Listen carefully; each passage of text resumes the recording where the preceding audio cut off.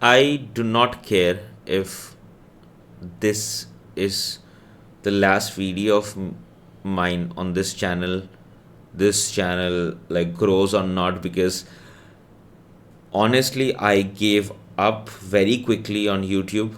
I was not motivated enough to continue making videos, but I cannot even guarantee myself whether I'll be uploading another one anytime soon after this.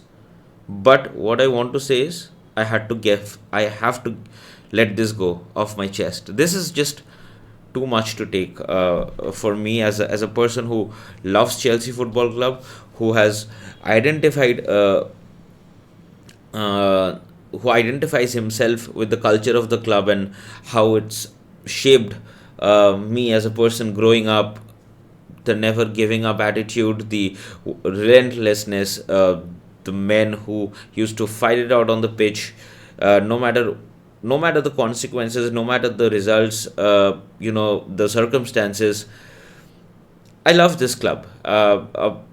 It's connected to my soul. Like it's just not about football. It's not about results. It's not about winning trophies.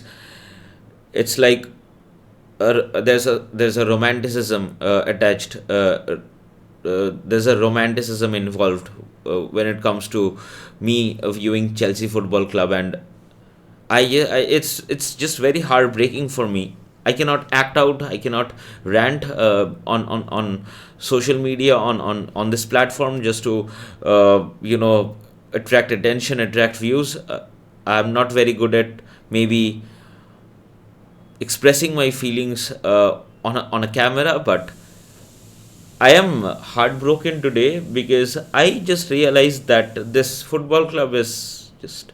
Now, when I say I just realized, I also realized that this ownership, uh, one thing it has done successfully, it's made me realize that I am, that I, as a fan of Chelsea Football Club, I'm stupid because one moment I believe in this ownership. I believe that the fans, the players are heading somewhere.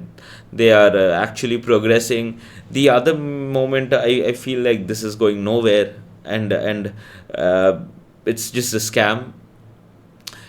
This on and off feeling, now and again, now and again. Every time we expect something, the performance drops. Something bad happens. Every time I stop expecting, the team starts delivering some results, some good results. We get some positive vibes, and then back again. Like, so cyclical. It's so in a loop. Ever since this ownership has walked through the doors of our beautiful club, it's turned it into a nightmare. An absolute shit show, but nothing football club now. It's nothing. It's just built on no moral values, no integrity, no passion. None of them involved at this football club actually knows what Chelsea Football Club is and what it means. Apart from John Terry, because he's with the academy and he prefers sticking to that because he doesn't want to get involved with this mad ownership, but he loves the club. That's why he's there, grooming the academy. I f- Now for those, now I don't, I don't even know like how many of you guys will watch this video, how many of you guys will find this video on YouTube. But to all the Chelsea fans all over the world, I everyone of from every country, this is just, I have this one message, and that is, do whatever it takes. Yeah, do whatever it takes to get rid of this ownership. Every voice, when you sit at home and you think like, well, what will it even matter? Like, if I say something, it doesn't. I mean, my voice doesn't matter. Maybe your voice doesn't matter, but united, like if every one of us unitedly see the same thing, it will cause a ripple, it will cause an effect, and it'll bring about change. And that is what we have learned from history. Like, you know, to bring about change, we need to stick together and share or voice the same opinion in unison. To all the Chelsea fans, do whatever it takes to get this ownership out of Chelsea Football Club. Stop going to games, give away your season tickets. You love your club, right? Give away your season tickets. Don't go to the games anymore. Stop buying the season tickets from next season. Leave Stamford Bridge as it is. Like, Chelsea Football Club is anyway not Chelsea Football Club anymore. Like, it's a private equity firm now. The club has lost its soul, it lost its identity. The logo is still there. The owners might change it as well. Like, who knows? It's just the logo that's still there. It says Chelsea Football Club, but nothing about the club resembles anything at all, even remotely close to Chelsea Football Club. Stop going to games. Remember when we had this Super League fiasco, and people started showing up in front of Stamford Bridge with banners and all protesting? Why don't you all do something similar again? Pedercek had to get involved last time to get the team bus in Stamford Bridge before the game. The game was delayed, I remember. Why don't you guys do something like that again? Go on strikes, do anything. Even if you want to say something, say it from your bed, say it from your couch, just like I am right now. But say it out, that you don't want this ownership to ruin this club any further. Even a blind man can see what this club, what this ownership model is doing to Chelsea. And for all of you who believe that, Maresca is the one to blame, I feel sorry for you. I feel sorry, but you do not have the capacity to think beyond what is shown to you. Like, what you see on the television or from your eyes on the pitch, that is the maximum that your brain can comprehend. Because on the pitch, we clearly see that the results aren't what we expect. The results aren't good enough. 1 win in 7 games. Fine, Maresca doesn't want to be a part of Chelsea anymore. Pochettino didn't want to be a part of Chelsea anymore. Who would want to be a part of Chelsea? I think Jamie Carragher once infamously said that Chelsea need to stop buying players and players need to stop signing for Chelsea. Managers need to stop signing for Chelsea. How about that, yeah? Football managers need to stop signing contracts for Chelsea Football Club. Unless they want to use Chelsea as a stepping stone, I don't know. It might bode well for their career. Maresca will fly, will take off from here. I'll tell you, because people who understand football, the hierarchy at different football clubs who understand football, actually does value what a tremendous job Enzo Maresca has done for Chelsea Football Club over the last 18 months with a squad that is not good enough. I love the other side of the coin. For those who don't know, it's a YouTube channel way bigger than mine. I love his content, Miz's content out there. Huge respect to him. I have followed his YouTube channel for a long time and I've been a big fan of his. But I respectfully disagree with him on this. He believes that the squad is good enough. I do not, and I'll tell you why. I'll give you a few. A few examples. Like, for example, we get rid of Noni Madueke, and not good enough in respect to competing for the Premier League, and not good enough in terms of playing Premier League and Champions League football at the same time. people tend to forget that this rotation policy that Maresca was, and but once again, this rotation policy that people claim, that people are complaining about, that why is Maresca rotating, over rotating his players. Don't you know that it is being instructed by the owners to do so? That is where all of this is coming. That is where all of this frustration is coming from Maresca's end. That he's being micromanaged, he's being questioned, and he's being interfered too much with his philosophy and how he wants his team to play and how he wants his team to be set up.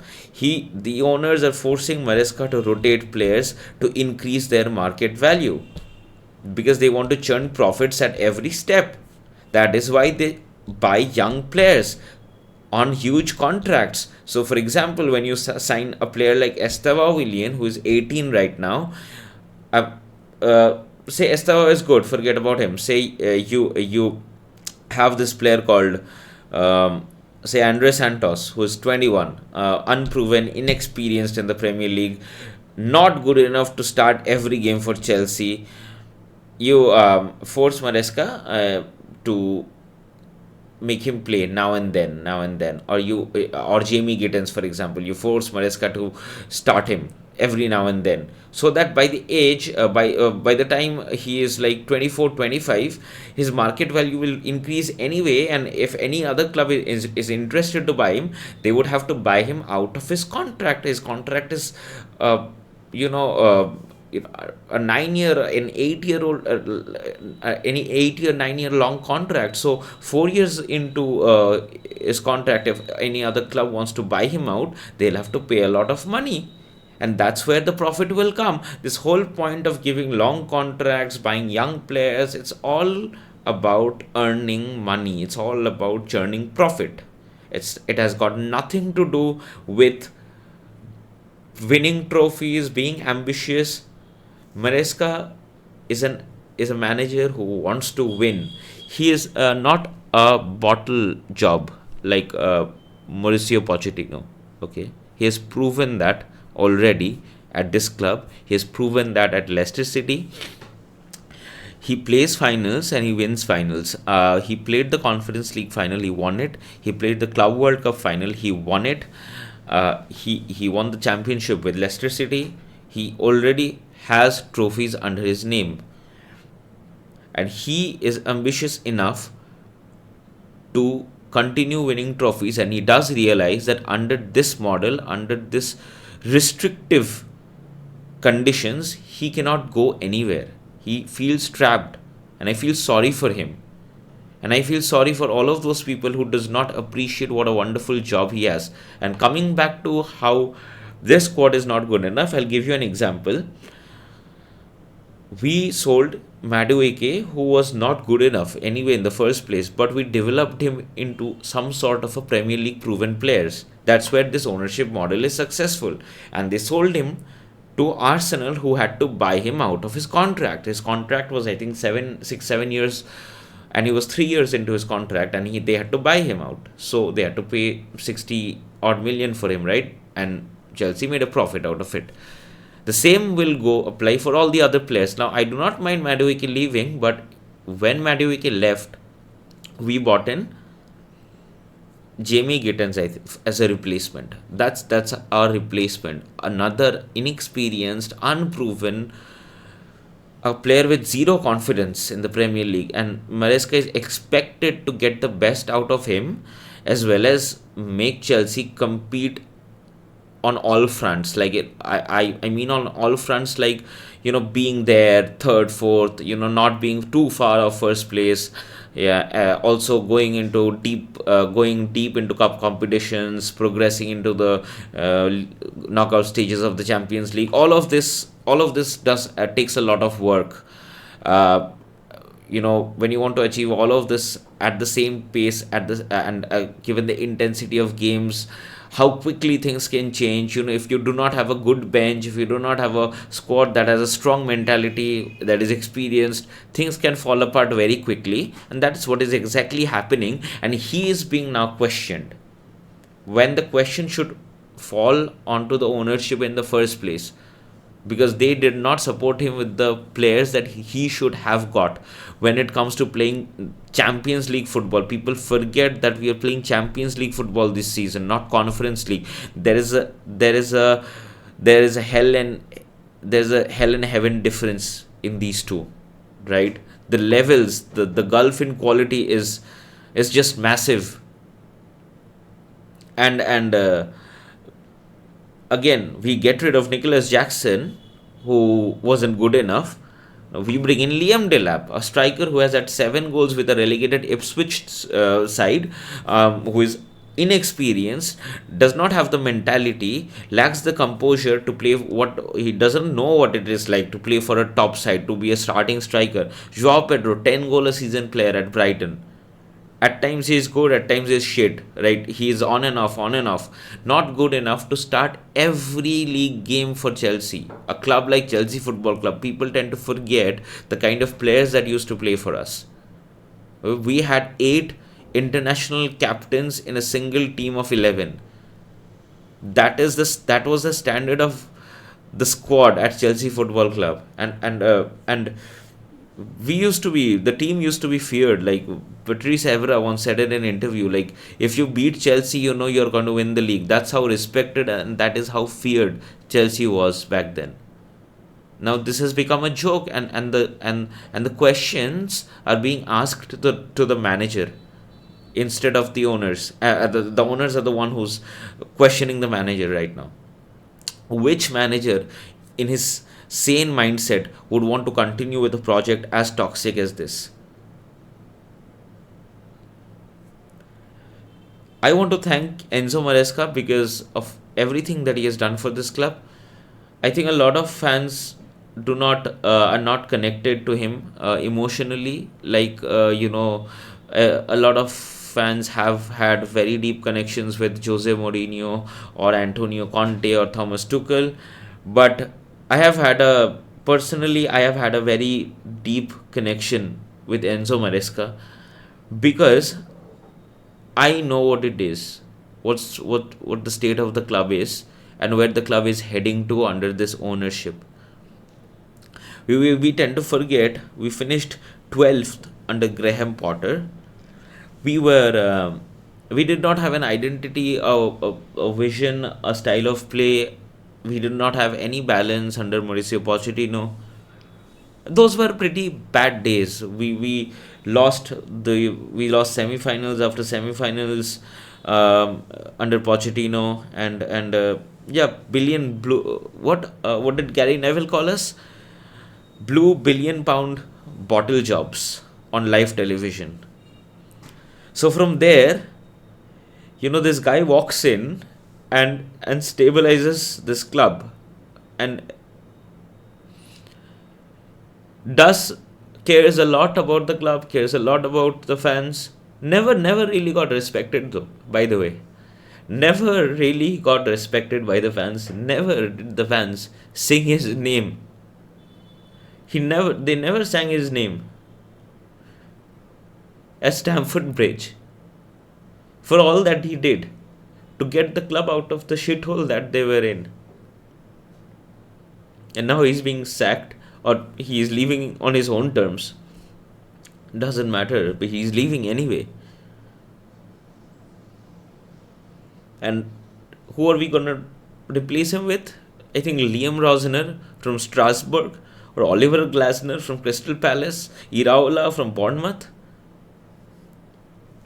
I just want to say that this football club is finished, and I wish Enzo Maresca all the best. Thank you for everything. This club is going nowhere. I know this. And I'm sorry, I have to cut this video short now. I have to cut this video now. I don't feel good about anything at all right now. Feel very dejected. Maybe there will be another video. Maybe there won't be. I don't know. But I had to just get this off my chest. Do something, guy. Do something. Everyone in unison. Do something about this. Get this mad ownership out of our club.